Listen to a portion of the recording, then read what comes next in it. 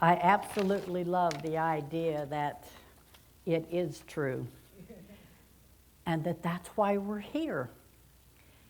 In the title of the talk, Familiar Strangers, earlier I heard Terrell and Michelle singing a song called Getting to Know You, and that's what I hope this talk will help us do today. I came across the phrase familiar strangers because I deliver Meals on Wheels once a week. And we each arrive and leave the depot where we pick up our food at different times. So we see somebody, might not know their name, can't read their name tags exactly because we're not that close as we're passing by. But a couple of weeks ago, this gentleman said to me, when he saw me come in, he says, a familiar stranger. And I thought, what a wonderful expression. It is an oxymoron, obviously, and maybe we can change that. Some of you probably have also familiar strangers in your life. You might live in a community, maybe a gated community, maybe just a quiet neighborhood, where you see people walking, riding, maybe riding their bicycles or in their car, and you wave. You don't know their name. You probably don't know which house they live in. Maybe it's a couple doors down. Who knows? But the thing of it is, you wave and greet each other because you are familiar strangers. Some of you might frequent a coffee shop or a particular restaurant or shop at a store, and you see people there that you know because they're there all the time. So you greet them, hi, how are you? Usually we don't exchange names, we don't talk about what's going on in our lives with these people, but we know that they are somebody in our life, that they're there, and they are, as we are, all a part of the oneness. In the book of Hebrews it says, do not hesitate to entertain strangers, for by so doing, you may have unwittingly entertained angels. Now, I can't guarantee you that the strangers you meet are going to be angels. And as we often hear, actions speak louder than words. So this story that I'm about to relate kind of gives a good indication of that. This man was on his way to work one morning. He was on time. He wasn't rushing, but he wasn't, dragging his feet either. He looked in the rearview mirror and he saw this woman behind him, and she was so agitated. He could just tell by her body language that she wished he would get out of the way, but there wasn't enough room. When he came up to a traffic light on a busy boulevard, he stopped in the crosswalk as was expected. And she started blowing the horn and ranting and raving at him and giving him a few hand gestures. Not a familiar wave, if you will. And as she was in mid-rant, she heard this tap on the window, and she looked up into the face of a very serious police officer. He ordered her out of the car with her hands up. He escorted her to the police station where he had her searched, fingerprinted, photographed, and placed in a holding cell. And about an hour or so later, after she'd been in the cell, finally another police officer came to get her, escorted her back to the front desk, and the arresting officer was waiting there for her with all of her personal belongings. He handed them to her, and he says, I really have to apologize. He said, I'm so sorry. He said, but when I saw you behind this guy blowing the horn, you didn't just beep it, you leaned on it, and you were screaming and probably cussing and flipping off this man. And he said, I was dumbfounded with it. He said, and I saw this on your car. You had a bumper sticker that said, follow me to Sunday school. You had that little Christian fish emblem, and you had a plate holder that said, what would Jesus do? He said, when I read that, I thought, this car must be stolen.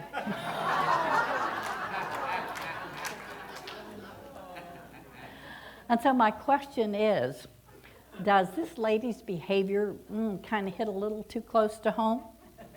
Do we walk our talk? Do we exhibit the values that we claim we cherish? I hope we do. And I hope if we haven't been, we can start doing that. I'd like to share with you a couple of stories from the Bible, and it's possible that even some of the characters in the Bible may be familiar strangers to those of you who don't read the Bible. I think probably everybody's heard of David and Goliath. But some of you may not know the story behind that with David and King Saul. Now, Jonathan was David's best friend, and Jonathan was the son of King Saul. So David had a little time when he, would see the king and maybe wave or say hello. And King Saul was kind of in a fix because there was this giant man that was keeping his army at bay. This giant just seemed unbeatable. Well, David came to King Saul with a proposal. He said, "Let me fight Goliath. I can win." And the king said, "You're just a boy. No. Well, David kept after him until finally Saul relented. And he said, "All right, on one condition, you must wear my armor when you go to fight Goliath." Apparently, King Saul didn't know David very well because David was going to rely on the armor of God for his protection, not on the weighty armor of the king. And as the story goes, of course, he went out, he defeated Goliath, and the enemy army retreated. And just as David did not fear this giant, we as human beings do not need to fear other people, especially people we may not know, but that we see occasionally. Remember my upbringing, and probably I'm pretty close to the age of most of you. Don't talk to strangers. You're grown up now. You can talk to anybody you want. My grandmother always would say, "There are no such things as strangers, just friends who haven't met yet." So one of the opportunities that we have today is that when we leave the sanctuary, we can stop somebody and say, "Hi, my name is so-and-so. What is your name?" And you're no longer going to be familiar strangers. Rather, you're going to be familiar friends. So I want you to keep that in mind. The second Bible story I want to tell you about, some of you may have heard of the people I'm going to talk about in the story. There was a Jewish man, who was beaten and left for dead by the side of the road. And a priest came along and saw the man laying on the side of the road, and he was, appalled at what he saw. So he quickly crossed the road to the other side because he didn't, know what to do.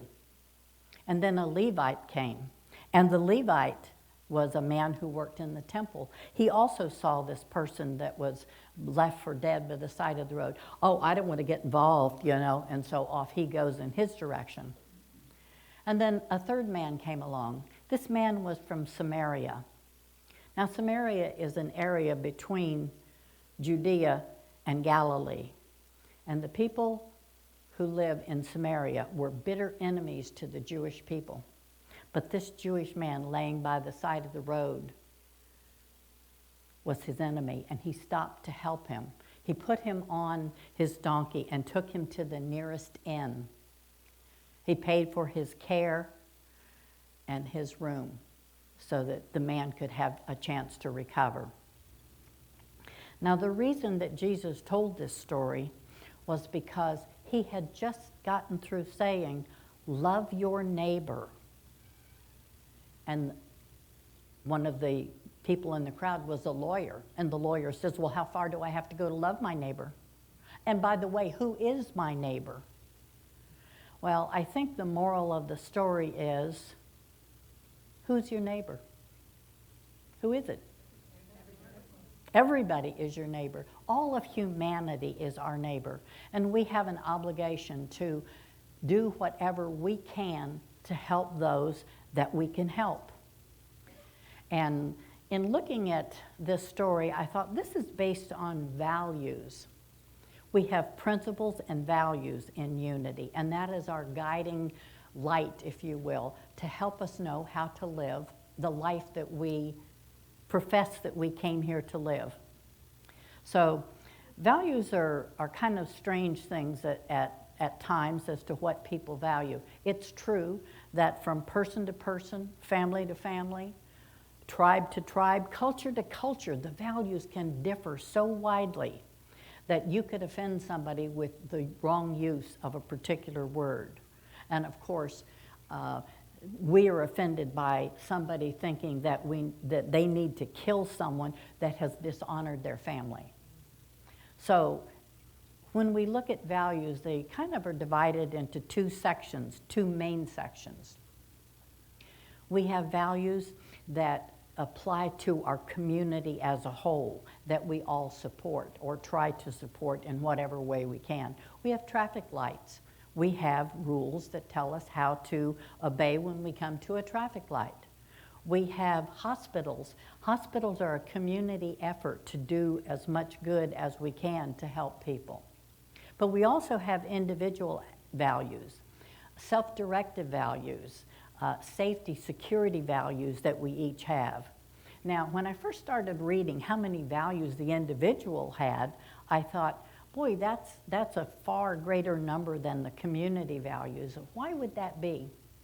And then I remembered what they tell you on the airplane. When the mask drops down, put yours on first so you can help others.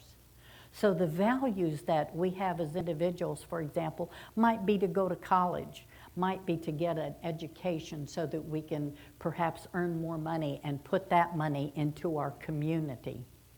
So with these kind of value systems that we have, it's important that we understand who we are through those values, and it will help us understand who others are also through that same system. When we meet people from other cultures, the only way we're going to get to know what's important to them is by talking to them, by getting acquainted, by understanding them, by having a community that welcomes strangers so they can become familiar friends into our little happy home here. And I know that as we watch that building go up, we're all looking forward to having a social time over there. It's been kind of stifling to us not to be able to have our social time that we were so used to. But one of the things that I hope happens is that our social time is not us sitting at the table with all of our friends, but rather us inviting the newcomer in, us inviting the visitor in, us inviting the familiar stranger. Why don't you sit with us? Let us get to know you. That's what unity is all about. That's what oneness is all about. And that was the whole point of the message that Jesus gave. It's all about being together in a united front. And one of the things that's true that I've also discovered is that if we have a closed mind, it probably means we also have a closed heart. And so I close this morning's talk with one final story that I hope will open your mind and your heart to the opportunities before us. There was a father who had 4 sons. They were teenage to early 20s. And he loved them each, and they each had wonderful ideas and had jobs, and they were responsible young men. But they all had one habit, one trait that he did not like. And that was that each of them made snap judgments about a situation or people or whatever the instance was. And once they'd made that snap judgment, their ears were closed. They didn't want to hear any more. And he thought, their lives are going to be ruined if they don't learn to be more open, more friendly, more accepting, and hear the whole story. So he got this idea that over the course of a year, he was going to send each of his sons out to visit a pear tree that stood on their ground way off in the distance. And they were going to see that pear tree. So as it turned out, he sent each son at a different season to observe the pear tree. And when they came back at the end of the year, he asked them, what had they seen? What message did they get from that?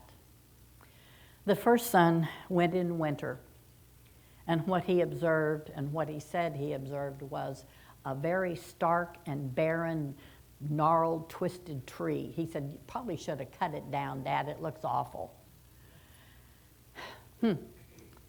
Okay, so the next son had gone in spring. He says, oh, you were wrong. He said, the tree that I saw had the promise of spring on it, little green buds coming out that were going to be leaves. It was going to be all right. The tree wasn't dead. And then the next son had gone in summertime. He said, you both missed it. He said, what I saw were these beautiful little blossoms, so colorful, so gorgeous on this tree. Oh, and the smell of the perfume, it was just heavenly. And the fourth son had gone in fall, and he said, you all missed it. He said, I got the prize. He said, the pears were full and ripe and juicy. It was the sweetest, most delicious pear I've ever tasted in my life. And the father said, well, you're all right and you're all wrong. He said, because none of you got to see the pear in its fullness, from its beginning to its end, a whole season. It takes time to get to observe these things. He said, and the same thing is true of people. When you meet somebody, you meet them in a day. The next day they might be different. They might have something else going on. Maybe they have something going on when you meet them and, they're not quite themselves. So the opportunity that the father was trying to give his son was to have open minds, open hearts, and to be able to accept the fullness of each person that they came in contact with. And that is what I hope that we will each do. Because I know as you go out into the foyer and you say hello to somebody, my name is so-and-so, and what's your name? You will have an opportunity to see one aspect of this person. And maybe the following week you'll see another aspect. Maybe you'll get together and have a cup of coffee. Maybe you'll get to know each other and become familiar friends. The fact that each one of you is a representation of the God presence, the God essence, means that we need to find the oneness, find that connection, and make it with each other. Now in unity, quite often when we greet somebody or when we're leaving somebody, we say namaste. Well, when we go out today, what I'd like you to do is, my name is Marilyn, what's yours? Namaste. The God in me greets the God in you, and so it is. Amen.